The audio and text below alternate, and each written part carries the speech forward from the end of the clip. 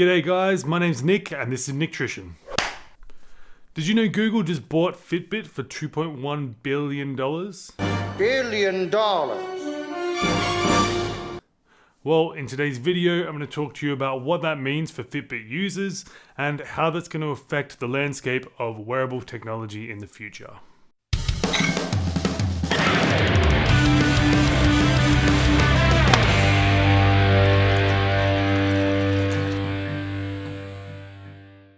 When Fitbit released their first device, they probably weren't aware that they were creating a whole new section of the technology industry known today as wearables. As the world's fastest growing tech innovation, wearables are expected to be on over 1 billion wrists by 2022. Fitbit has been at the forefront of the industry for more than 10 years, from what started with essentially a glorified pedometer to a smartwatch that they claim can change people's lives. But how did the Nintendo Wii lead to the gamification of exercise? Why has Fitbit's stock price fallen more than 75% in the last 5 years? And why did Google part with over $2 billion for what is only the world's 5th biggest wearable company? In 2008, Fitbit released their first device, which was basically just a fancy pedometer. But its unique selling point was its ability to compete with other users. The initial idea for the Fitbit came about when one of the creators purchased a Nintendo Wii, and they noticed that the combination of exercise and competition went together really well. Fast forward to today, where Fitbit is one of the largest health companies, not just a wearables and tech company. When Fitbit released a glorified pedometer, they cornered the market pretty quickly. It wasn't until almost the 2010s when other companies started releasing wearable technology such as Jawbone and Nike. Fitbit made the most of their head start and in 2014 had a 67% market share.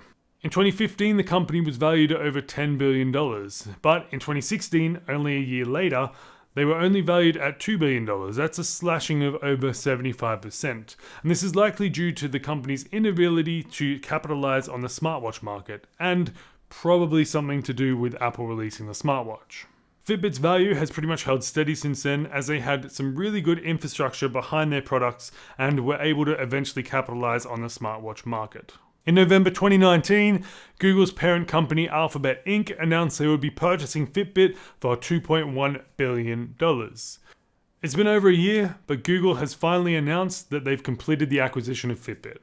But what does this mean for current Fitbit customers? And what does this mean for all of your data? We all know that Google uses the data they collect for things like advertising, and now they're going to be able to collect some of your actual biometric data, such as your heart rate, location, etc., etc.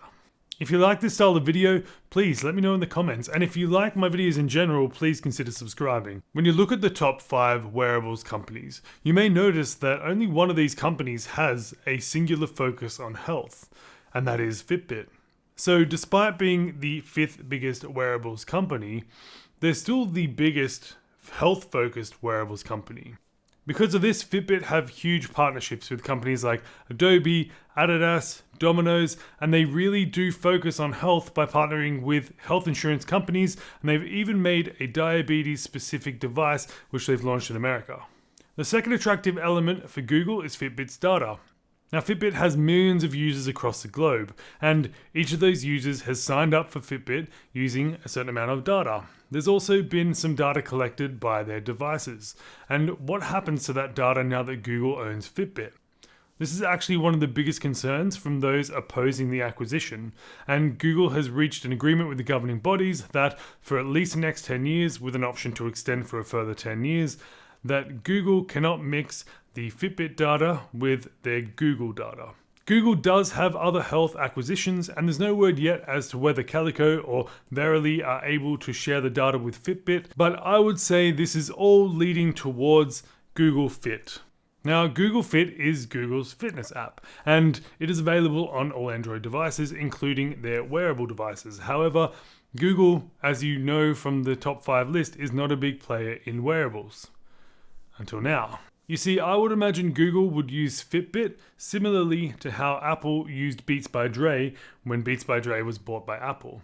Have you noticed that since that acquisition, Beats by Dre has been releasing fewer and fewer models each year, and Apple have been releasing more and more models of their headphones and speakers, etc. each year. In fact, I think it's only the sport-specific models that get new releases by Beats by Dre each year, and things like the over-ear headphones and stuff are being phased out in favor of the AirPod Maxes or AirPod Pros, whatever they are, the new ones that just came out from Apple. And you can bet that when Apple wants to get into the sports headphones game, everyone will buy them and they'll start making the Beats by Dre headphones. So I imagine it will be pretty similar for Google and Fitbit. Google will likely release another line of Fitbits, and then the year after, there'll be less Fitbits and a couple of Google's own devices. And then the year after, a few less Fitbits and a few more of Google's own devices. Until gradually, there's no more Fitbits being released and a whole bunch of Google wearable devices. Another concern is from those who own Android devices but don't own a Fitbit smartwatch or Fitbit activity tracker. Will you still be able to use a third-party activity tracker or smartwatch with an Android device? As part of the acquisition agreement, Google has agreed not to block any third-party devices, but I imagine again it would be pretty similar to what Apple has done with Beats by Dre.